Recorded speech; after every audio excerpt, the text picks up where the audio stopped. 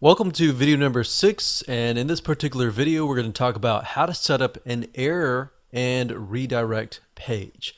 So did you know that you could be losing traffic when people land on certain areas of your website that don't exist? In other words, over the time and over the years of maintaining your website, you'll have pages and elements, videos, zip files, whatever, that will disappear on your website. And what will happen over the years is they will be indexed by Google, and if somebody clicks on that through Google and they come to your website, it will lead to a what we call a 404 error page. Now, think about it for just a second.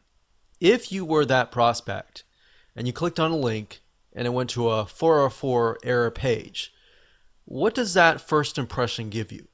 Most likely it gives you the impression that the site is not maintained, or maybe it's not really very professional, right?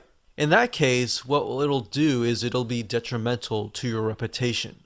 So you don't want that. Instead, what you want is you want people to be redirected to either a page that actually works or a specific page that you want all the traffic to be redirected to. And this is where the 404 error page comes in. Fortunately, on the Cpanel hosting panel, you can actually specify where you want all this traffic to go.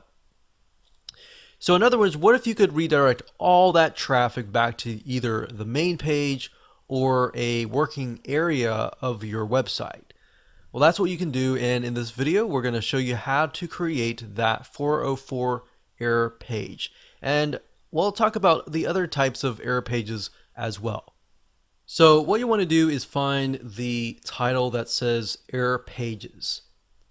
So don't worry about the icon. We can even do a search on that. So we can do a search on error. There we go. That's not the metrics though. It's not going to be under there. It's going to be error pages, or it might be 404 pages. So we have edit common error codes or show all HTTP error code. The 404 is the one that's not found. So that's what we're talking about anytime we delete a file, a page, or anything like that. That's generally where somebody's going to come in to access your site from Google or a site that has been indexed. And the next thing after that is to enter some HTML code that tells the system to redirect to whatever page that you decide. Now, I'm not going to expect you to understand HTML code. I could go through here and tell you to pause it and just copy it. You could do that. Or you can simply go to google.com and do a search for HTML meta redirect. Get the code and then just enter the code as you can see here. And sometimes you'll have stuff in the body. You can remove that. You can change the title. But basically, it's HTML. There's a head.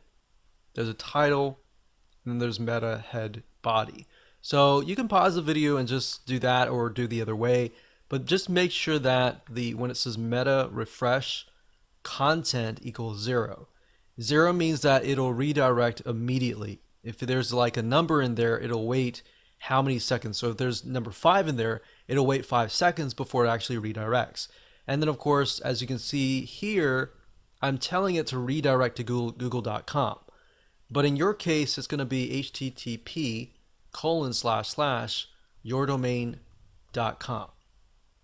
And that's what it's going to be. And when you're done, you click on save. And any time anyone goes to yourdomain.com / some random URL, and instead of going to an error page, they are redirected to your main page or whatever URL that you want to redirect them to. And that's it.